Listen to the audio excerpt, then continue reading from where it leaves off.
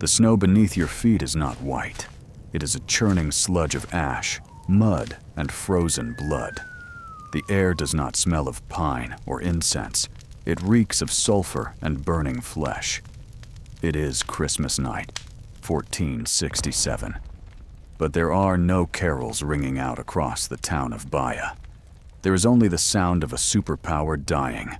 In the center of this inferno crawls the most feared monarch in Central Europe.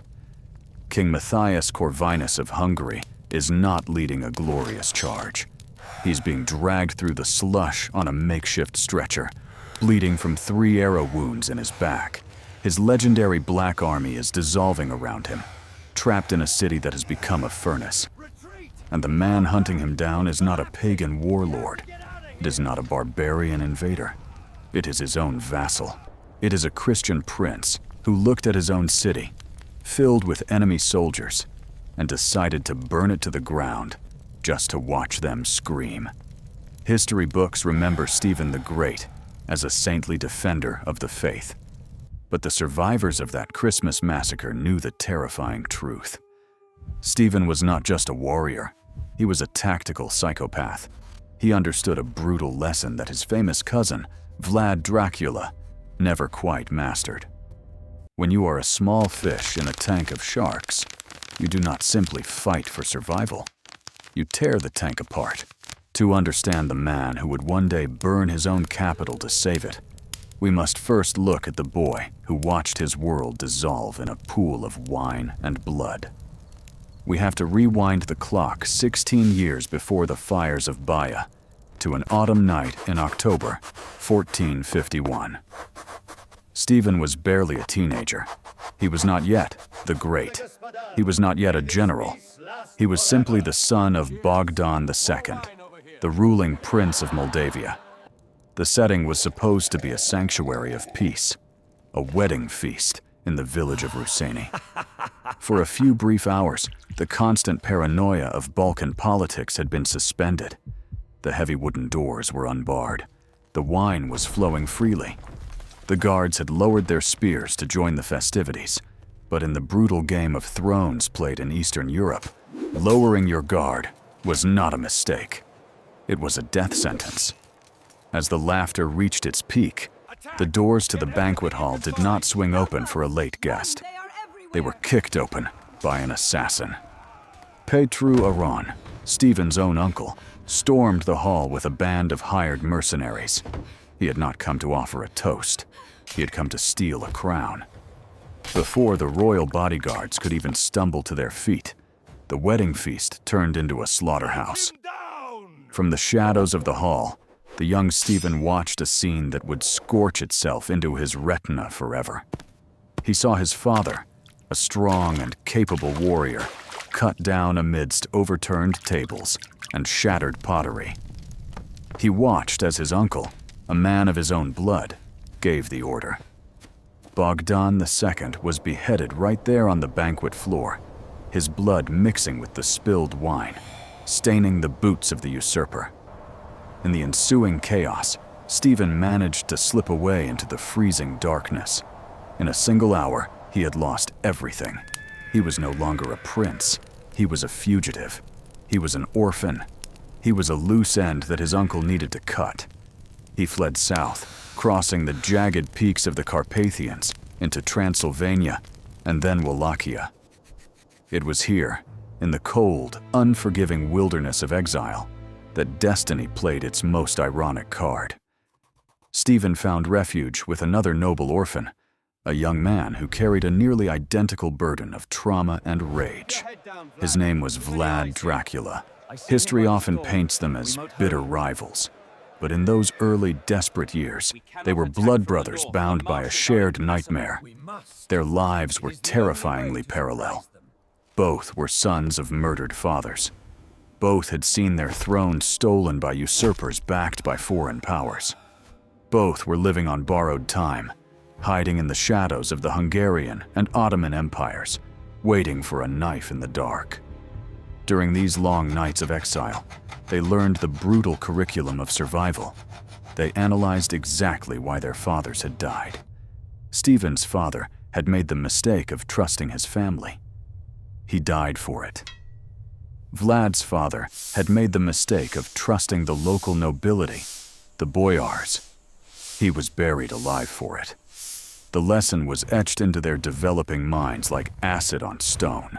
Trust was a weakness. Mercy was a luxury for people who didn't have enemies.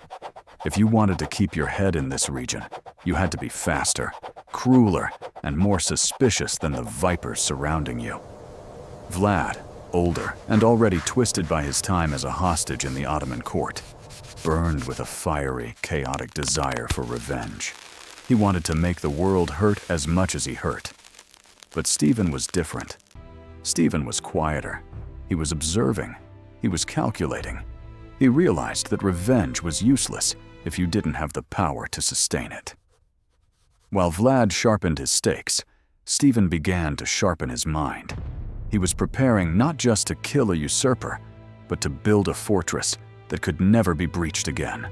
By the spring of 1457, the season of patience had ended. Vlad Dracula had successfully reclaimed the throne of Wallachia and had begun his reign of terror. He had not forgotten his cousin. He gave Stephen 6,000 battle-hardened Wallachian soldiers and pointed him north, towards the misty hills of Moldavia. It was time to settle the debt written in blood. Stephen marched back into his homeland, not as a tentative heir, but as a warlord.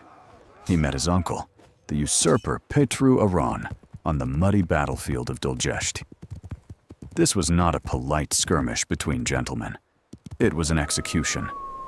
Stephen's forces, fueled by 6 years of exiled rage, shattered the usurper's army in hours. Although Aron managed to flee across the border into Poland, beginning a decades-long manhunt that Stephen would obsessively pursue, the victory was decisive. At the age of 24, Stephen was anointed Prince of Moldavia. But this was not a coronation of velvet and gold, held in a warm cathedral.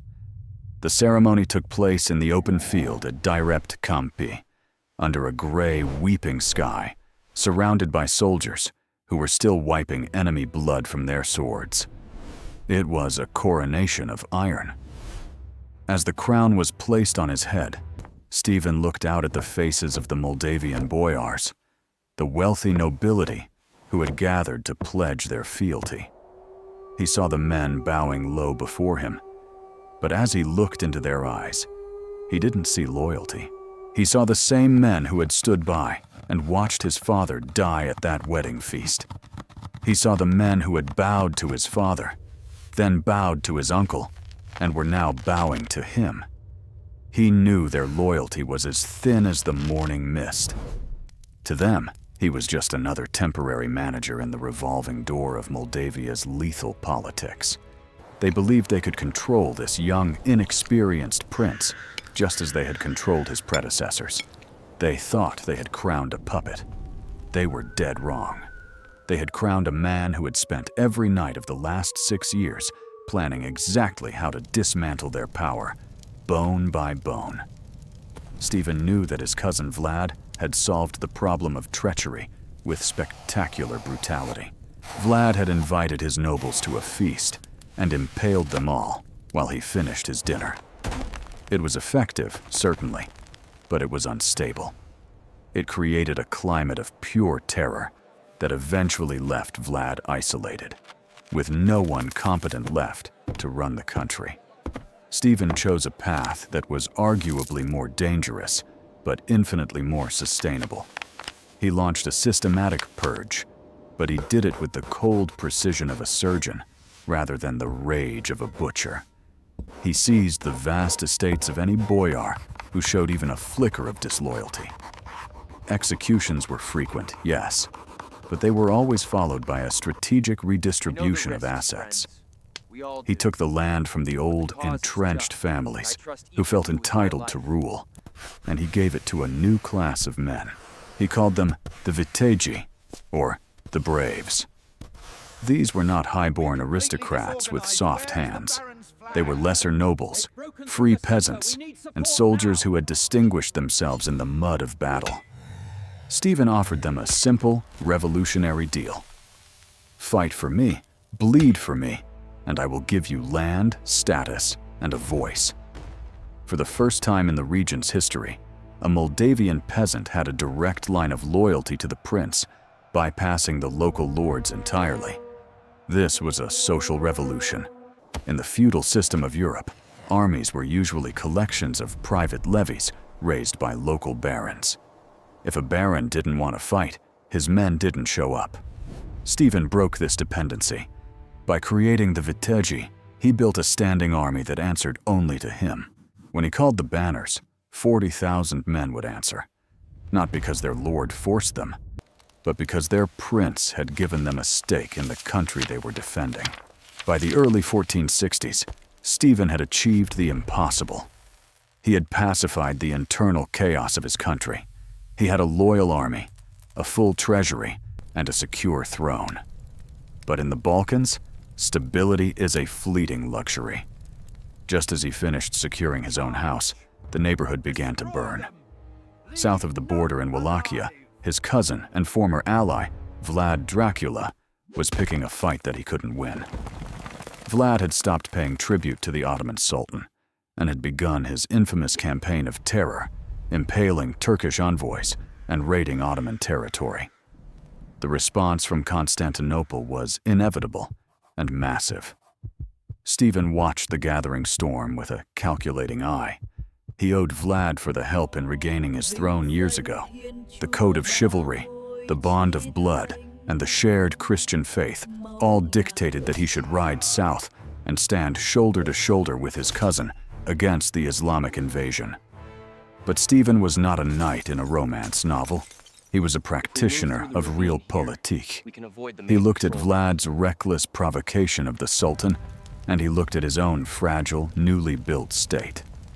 He made a decision that still divides historians today, when the time came to choose between saving his friend and saving his country. Stefan didn't just hesitate. He drew his sword, and he turned his gaze toward a prize that would shock the Christian world. History loves a good team-up. We want to believe that Stefan the Great and Vlad Dracula, the two champions of Christendom, stood back to back fighting off the Ottoman hordes. But history is not a fairy tale. In 1462, the relationship between the cousins didn't end in a brotherhood of steel. It ended in blood and cold calculation. To understand why, we have to return to the difference in their methods. If Vlad Dracula was a butcher, wielding fear like a blunt cleaver to hack away at his enemies, then Stefan was a surgeon. A butcher creates a mess to make a point. A surgeon cuts with precision to save the organism, even if it means amputating a limb. And in the summer of 1462, Stefan decided that his cousin, Vlad, was the limb that needed to be cut. The focal point of this drama was the fortress of Chilia, located at the mouth of the Danube River. Chilia wasn't just a castle. It was the economic lung of the entire region. Whoever controlled Chilia controlled the trade routes between the Black Sea and Central Europe. For years, it had been garrisoned by Hungarians and Wallachians. Stefan knew that if he wanted Moldavia to survive the coming century, he needed that lung. He couldn't afford to let it fall into Ottoman hands, nor could he leave it with a volatile cousin who was provoking a war he couldn't sustain. In June 1462, the Ottoman Sultan Mehmed II led a massive army into Wallachia to crush Vlad once and for all. This was the moment for Christian unity.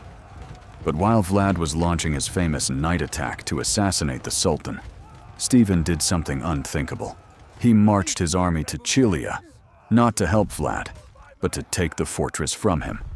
It was a cold, calculated move. While Vlad was fighting for his life in the south, Stefan was besieging his garrisons in the north. He was effectively opening a second front against his own ally. During the siege, disaster struck. A stray bullet, or perhaps shrapnel from a cannon blast, struck Stefan in the ankle. It was a nasty, jagged wound that shattered bone and tore through muscle. In the 15th century, without antibiotics, this should have been fatal. Stephen survived, but the wound would never fully heal. It would turn into a festering, chronic agony that would plague him for the rest of his life, a constant, throbbing physical reminder of his betrayal. But the surgeon knew what he was doing. He besieged the fortress for 8 days, bombarding it until the Hungarian and Wallachian defenders surrendered. He seized Chilia. From a sentimental perspective, it was a stab in the back. But from a strategic perspective, it was a masterstroke. By taking Chilia, Stephen secured Moldavia's economy and closed the Danube Delta to the Ottoman navy. He knew Vlad was doomed. Vlad's terror tactics had alienated his own nobles, and he had no international support. Stephen calculated that it was better for Moldavia to hold the keys to the Danube than to let them sink with Vlad's ship, and sink it did. Shortly after losing the fortress, Vlad was forced to flee to Hungary, where he was imprisoned not by the Turks, but by King Matthias Corvinus. In Vlad's place, the Ottomans installed his younger brother, Radu the Handsome, a puppet loyal to the Sultan. Wallachia had fallen. It was now essentially an Ottoman province. Stephen stood alone. The Bull of Moldavia was now the last independent power in the region. He had his fortress. He had his trade route. But he had lost his buffer zone. There was no longer a wild dragon in the south to distract the Ottomans. The path to Moldavia was now wide open. Stephen spent the next decade preparing. He knew the bill for Chilia would eventually come due.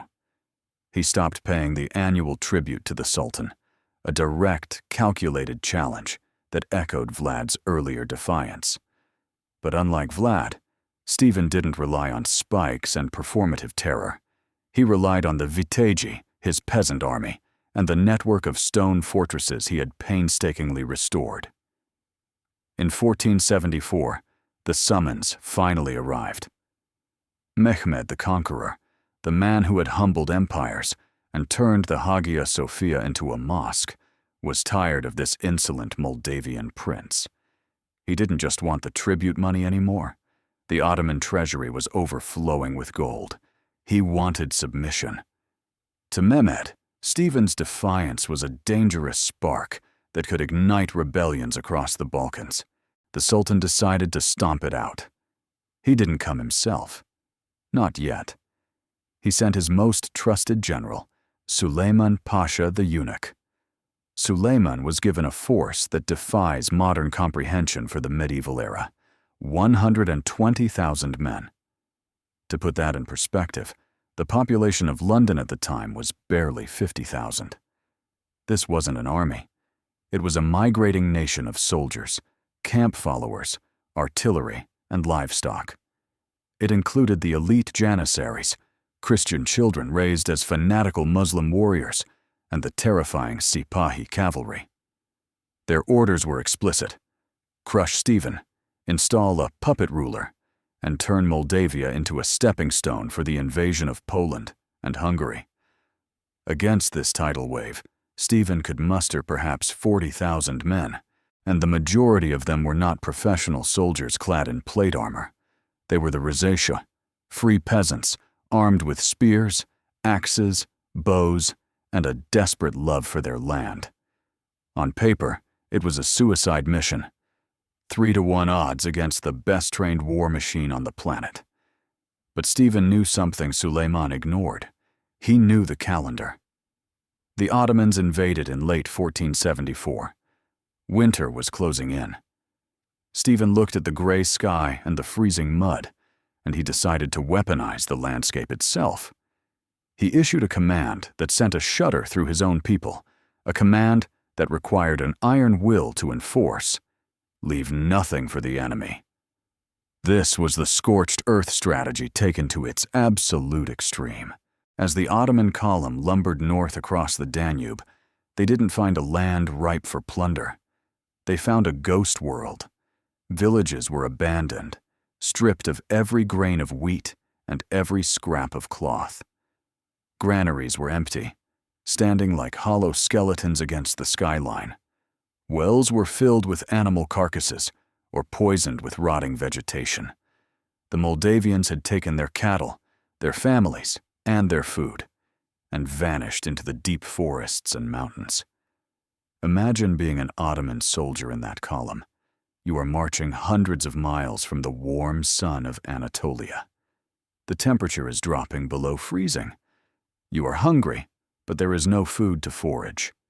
You are thirsty, but the water kills you. And you are constantly watched. Stephen didn't engage them in open battle. Not yet. He used hit-and-run tactics to bleed them dry. His light cavalry would burst out of the tree line, fire a volley of arrows into the Ottoman flanks, and disappear before the heavy Sipahis could even mount their horses. They targeted the supply wagons. They picked off stragglers. They turned the march into a slow, bleeding ulcer. Hunger began to gnaw at the discipline of Suleiman's troops. By the time they reached the interior of Moldavia, the cold was killing as many men as the arrows flying from the shadows. Frostbite turned fingers and toes black. The morale of the invincible army began to crack under the weight of the silence and the snow. Suleiman Pasha pressed on, driven by arrogance and the Sultan's orders. He believed that if he could just force Stephen into a stand-up fight, superior numbers and firepower would win the day. He marched his starving, freezing army deeper into the trap, aiming for the capital. He didn't realize that Stephen was hurting him. The Moldavian prince had chosen the battlefield weeks in advance. He had selected a narrow, marshy valley near a town called Vaslui. It was a place where the Ottoman numbers would count for nothing, where the mud would swallow their cannons, and where the fog would blind their commanders. The trap was set. The surgeon was ready to operate. On the morning of January 10th, 1475, the sun did not rise over the Borlad Valley. It was choked out by a fog so thick, so heavy, and so unnatural that a man couldn't see the tip of his own spear. To the Ottoman commanders, this mist was a nuisance. To Stephen, it was the curtain rising on his masterpiece. Suleiman Pasha, commanding the 120,000-strong Ottoman juggernaut, was confident. Despite the hunger gnawing at his men's bellies and the frost-biting cold, he believed the laws of warfare were on his side. He had the numbers. He had the technology. He ordered his troops forward across a long wooden bridge, funneling them into the narrow valley. He thought he was marching into a battlefield. In reality, he was marching into a kill box.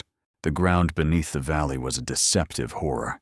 A sudden winter thaw, combined with the marshy nature of the terrain, had turned the valley floor into a soup of freezing mud.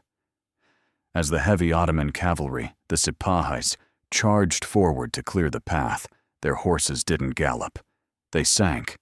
The pride of the Sultan's army was instantly immobilized, flailing in the muck, unable to maneuver, unable to charge, and unable to retreat. They became iron statues, trapped in quicksand. Then, the silence of the fog was shattered. Stephen had positioned his artillery, cannons he had painstakingly acquired and hidden on the surrounding hills, aimed directly into the heart of the mist.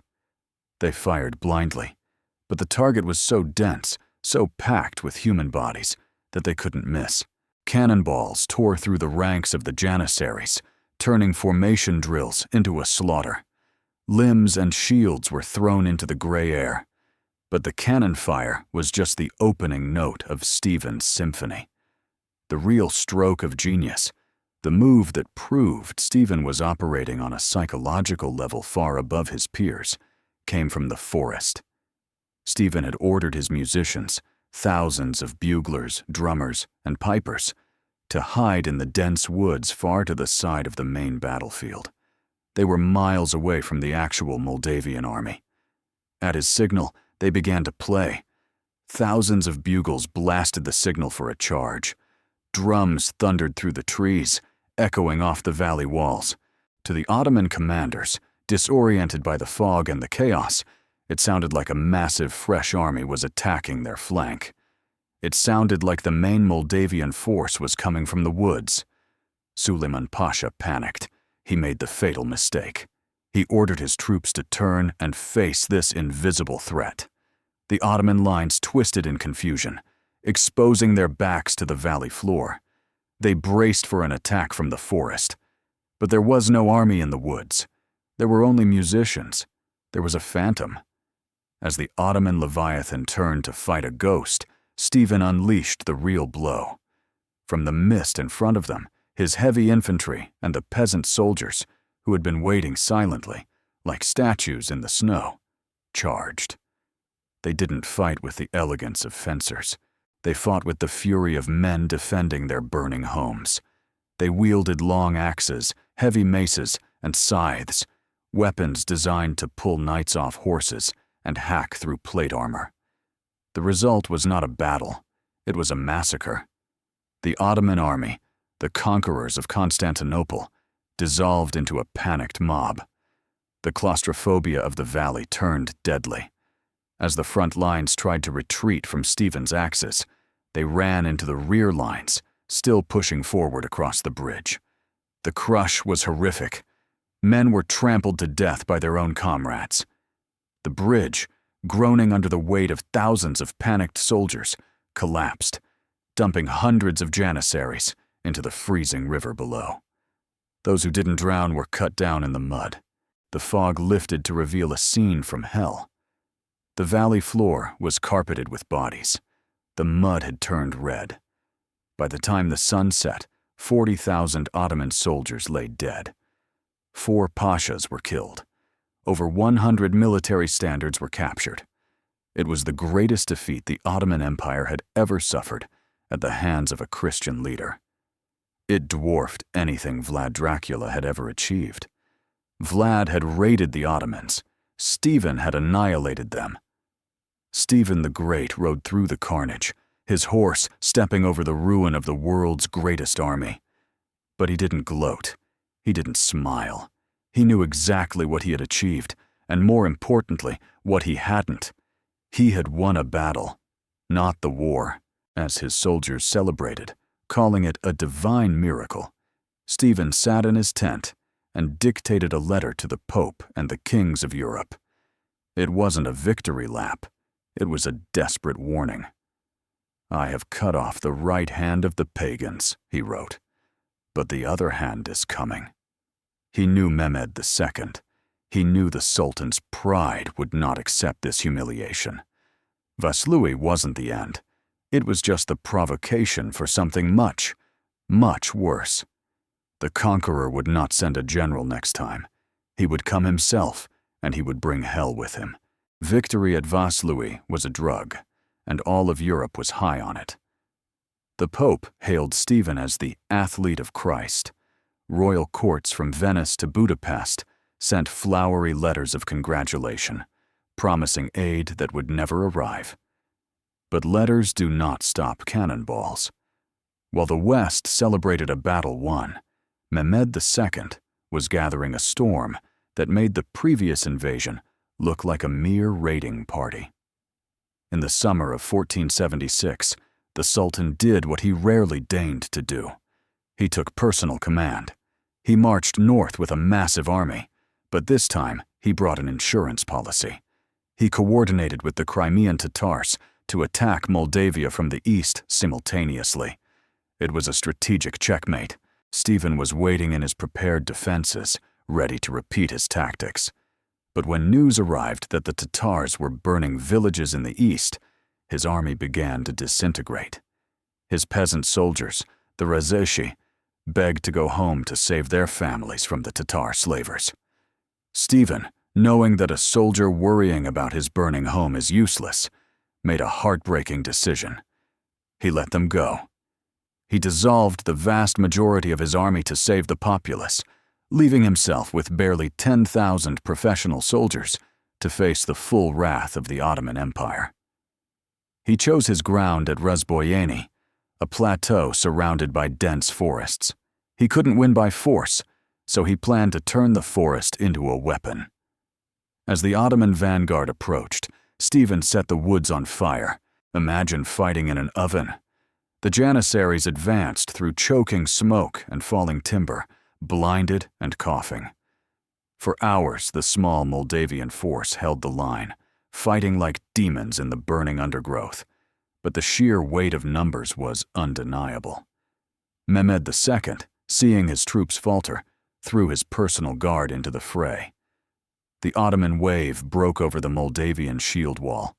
Stephen's army wasn't just defeated, it was annihilated. The slaughter was so extensive that the battlefield was later named Valea Alba, the White Valley, because for years afterward, the ground was carpeted with the sun-bleached bones of the dead. Stephen escaped, but he was a broken man. His army was gone. His country was overrun. The Sultan was marching on his capital. This is the moment where most kings would surrender or flee into exile. And here we encounter one of the most powerful legends in Romanian history. It is a story told in every classroom, and while details may blur between fact and folklore, the emotional truth defines the nation. The story goes that a wounded, exhausted Stephen rode to the citadel of Nimes, where his mother was staying. He knocked on the gate, desperate for refuge, desperate for comfort. The gate did not open.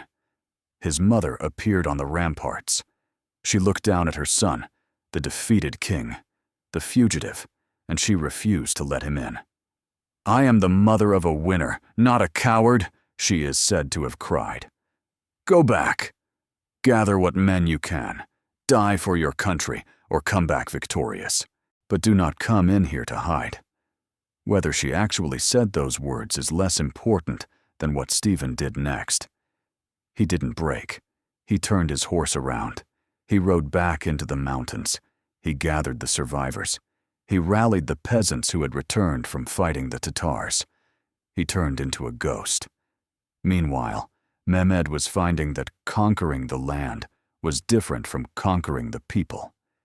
He marched to the citadel of Suceava, expecting it to surrender. It fired cannons at him. He marched to Nimes. The gates remained shut. His army, vast and hungry, began to die. The scorched earth tactics were working again. Plague broke out in the Ottoman camp. Mehmed II, the man who toppled Constantinople, found himself standing in a deserted, burnt land, swatting at flies, watching his invincible army dissolve from dysentery and starvation. He had won the battle at the White Valley, but he was losing the war against the Moldavian spirit.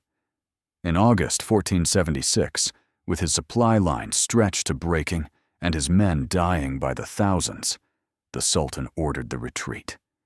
He had burned the villages, but he hadn't broken the prince. Stephen emerged from the mountains, not as a conqueror, but as a survivor. He walked through the White Valley, looked at the bones of his friends, and swore an oath to rebuild. But as the Ottomans retreated, a new, insidious threat appeared. It didn't come from the pagan south, it came from the Christian north. By the 1490s, Stephen was an old man by medieval standards. He had spent 40 years in the saddle. His hair was gray, his face was lined with the stress of survival, and the wound on his leg from the siege of Chilia had turned into a festering, chronic agony. He had earned a rest. He had earned the gratitude of Europe for being the shield that protected them from the Ottoman storm. Instead, he got an invasion force from his allies. Poland, seeing Moldavia weak and bleeding after decades of war, decided it was the perfect time to claim a piece of the pie. Stephen the Great was about to learn a bitter lesson. In politics, neighbors are often more dangerous than enemies. In 1497, King John Albert of Poland gathered a massive army. Officially, he declared a crusade against the Ottomans to retake the lost ports of the Black Sea. It was a noble cause, and Stephen, initially cautious, prepared to assist. But as the Polish army crossed the border, the mask slipped. They didn't march toward the Turks. They marched straight for Suceava, Stephen's capital. John Albert didn't want to fight the Sultan. He wanted to depose Stephen and replace him with his own younger brother, Sigismund. It was a naked power grab, wrapped in the flag of a crusade. The shield of Christendom was being attacked from behind by the very people he was protecting. But John Albert made a fatal mistake. He looked at the gray hair and the limping gait of the Moldavian prince, and he assumed the old lion had lost his teeth. He laid siege to Suceava, pounding its walls for 3 weeks. But Stephen had spent decades turning that citadel into an impenetrable nut. The Polish cannons bounced off the reinforced walls. The Polish supply lines began to vanish, cut by Moldavian raiders who knew every ravine and forest path. Realizing his crusade was turning into a disaster, John Albert negotiated a truce to retreat safely back to Poland. Stephen agreed on one condition: the Polish army must return the way they came, through the devastated mud-choked roads they had already ruined, not through the fresh, untouched lands of the north. John Albert agreed. Then he broke his word. He marched his army into the rich, wooded territory of the Kosman Forest. Stephen was waiting. On October 26, 1497, the Polish heavy cavalry, the pride of the aristocracy, men clad in shining plate armor worth more than entire villages, entered the narrow ravines of the forest. The trees towered over them, creating a tunnel of gloom. It was quiet. Too quiet. Suddenly, the forest itself seemed to collapse. Stephen had ordered his men to cut the trunks of the massive beech trees almost all the way through, hiding the cuts with moss and leaves. As the Poles passed, the Moldavians pushed the trees over. It was a domino effect of timber. Massive trees crashed down onto the column. Horses were crushed. Knights were pinned to the ground, trapped inside their metal shells. The formation was shattered before a single arrow was fired. Then the peasants attacked. It wasn't a battle, it was a riot. The heavy Polish armor, designed to deflect lances in an open field, was useless against trees and mud. The Moldavian peasants, the Razishi, swarmed over the trapped knights, dragging them down, stripping them of their weapons, and beating them into submission. The aftermath of the Battle of the Kosman Forest contains a detail so specific and so humiliating that it reveals Stephen's utter contempt for the aristocracy that had betrayed him. He captured thousands of prisoners, including many high-ranking Polish nobles. He didn't ransom them. He didn't execute them. He put them to work. Stephen forced the proud Polish knights to break their swords and turn them into plowshares. He then yoked the noblemen to the plows, treating them like oxen. He forced them to till the fields they had tried to conquer. He made them plant acorns. Imagine the scene. Men who believed their blood was blue, who had never done a day of manual labor in their lives, whipped and driven across the mud by the very peasants they looked down upon. The beech forests of Bukovina that stand today are said to have grown from the acorns planted by the weeping nobility of Poland. This was Stephen's final lesson to the West. He was telling them that titles meant nothing to him. Crowns meant nothing. If you came to his land as a conqueror, you would leave as a servant. He had defeated the Hungarians. He had defeated the Ottomans. He had defeated the Poles. He had secured his borders against every major power in Eastern Europe. But as the century turned and the year 1500 approached, Stephen faced an enemy he couldn't outmaneuver, couldn't ambush, and couldn't bribe. His own body was failing him. The wound he received in his ankle during the siege of Chilia in 1462, the campaign where he had betrayed Vlad Dracula, had never healed. For 40 years it had been a dull ache, a background noise to his life of violence. It was a constant, throbbing reminder of the price of power. Now, in the early 1500s, it became a life-threatening crisis. The infection spread. Stephen, the man who could outride and outfight men half his age, was now confined to a litter or a carriage. He summoned the best doctors money could buy. Physicians arrived from Venice, Genoa, and Nuremberg. Their methods, however, were medieval torture disguised as medicine. Records suggest they tried to burn the infection out with red-hot irons. They cauterized the wound repeatedly, trying to stop the gangrene from claiming the king's leg. Imagine the iron discipline required to rule a country while enduring that level of agony. He received ambassadors while his leg throbbed with fire. He dictated letters to the Pope while unable to stand. He planned the defense of his borders while bedridden. But while his physical body was rotting, his spiritual legacy was turning into stone. If you travel to the Bukovina region of Romania today, you will find something strange. Scattered among the green hills are churches painted on the outside, with vibrant frescoes that have survived 5 centuries of snow, rain, and wind. The most famous is Voronezh, known for a shade of blue so unique that art historians still call it Voronezh blue. Its chemical composition remains a mystery, but its purpose was clear. These weren't just places of worship. They were books for the illiterate. They were spiritual fortresses, and they were paid for with blood. Tradition holds that Stephen made a pact with God. For every victory on the battlefield, he would build a monastery. By the end of his life, he had fought 47 battles and built 44 churches. It is a staggering ratio.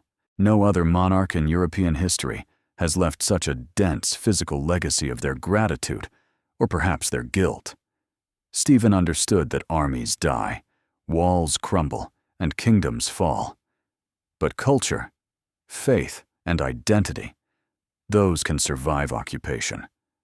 By planting these fortified monasteries across the land, he was creating a backup drive for the Moldavian soul. He knew the Ottomans might eventually conquer the land, but he wanted to ensure they could never conquer the memory of the people. In these final years, the athlete of Christ began to prepare for the end. He retired more frequently to the Putna monastery, his first and greatest foundation. He wasn't hiding. He was assessing the future. He looked at the map of Europe and saw the cold reality his successors would face. Hungary was weakening, tearing itself apart with internal strife. Poland had proven treacherous. The West was indifferent, sending prayers instead of soldiers. And the Ottoman Empire was only getting stronger. The golden apple of Europe was ripening for the Sultan. Stephen realized that the era of total resistance was ending. He had held the gate closed for nearly half a century, buying Europe precious time. But he knew that after he was gone, the gate would burst open. His son, Bogdan, was a capable man, but he was not Stephen. No one was. So, on his deathbed, the old strategist made one final shocking calculation. He called his advisors and his son to his side. He didn't tell them to fight to the last man. He didn't tell them to die for glory. He gave them advice that seemed to contradict his entire life's work. On July 2nd, 1504, the bells of Putna Monastery began to toll.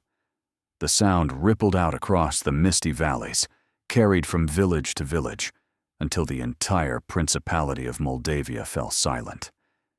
The Iron Prince was dead.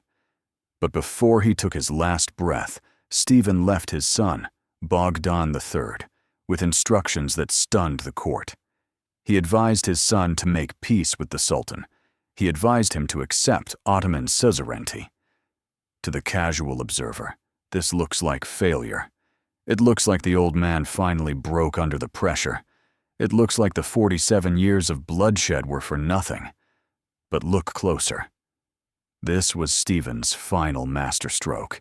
It was the ultimate act of the surgeon. He realized that Moldavia was too small to fight the Ottoman Empire forever. The goal was never to destroy the empire. That was impossible. The goal was to survive it.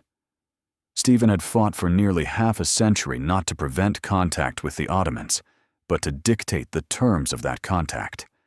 Because of the terror he had inflicted on the Turkish armies at Vaslui, at Valea Alba, and in countless skirmishes, the sultans respected him.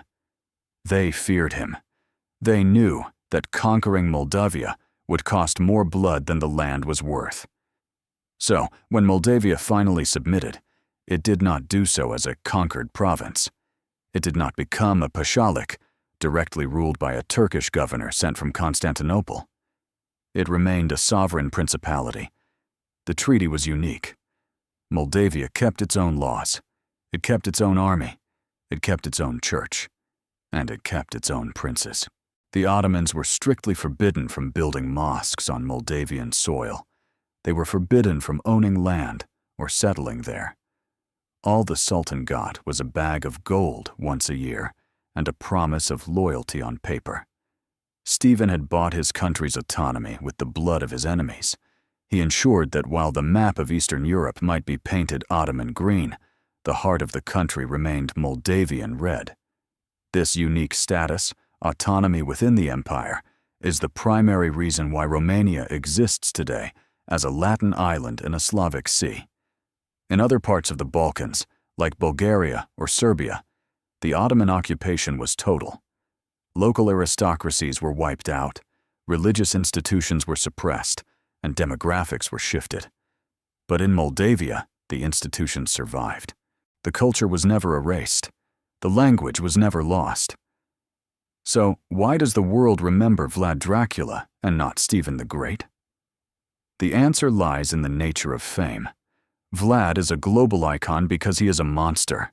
He fits perfectly into our nightmares, a caricature of bloodlust that Bram Stoker could easily twist into a vampire. He is a great story because he is simple. Fear, blood, stakes. Stephen is harder to classify. He isn't a monster. He's a monarch. He burned towns? Yes. He executed traitors? Yes. He betrayed his cousin? Yes. But he also built churches. He protected peasants. He negotiated treaties. He was a complex, contradictory human being who shouldered the weight of an entire civilization. He doesn't fit into a horror novel. He fits into the pantheon of the greatest statesmen in history. Vlad fought for revenge. Stephen fought for tomorrow. Today, if you visit the Putna Monastery, you can stand before his tomb. It is made of white marble, simple and elegant. There are no spikes, no grim legends of undead walkers. There is just an inscription for the most glorious prince. History has a way of filtering out the noise. The Ottoman Empire has fallen. The Kingdom of Poland is gone. The Kingdom of Hungary was partitioned and reformed. But Moldavia, the core of modern Romania, survived. It survived because one man, 500 years ago, was willing to be the surgeon. He was willing to cut, burn, and fight to keep the patient alive. Stephen the Great didn't just hold the line.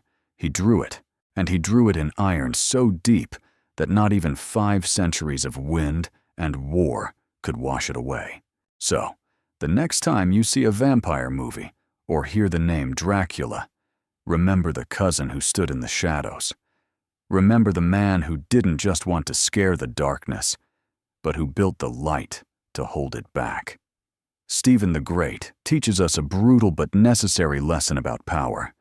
Sometimes, to save the future, you have to be willing to burn the present.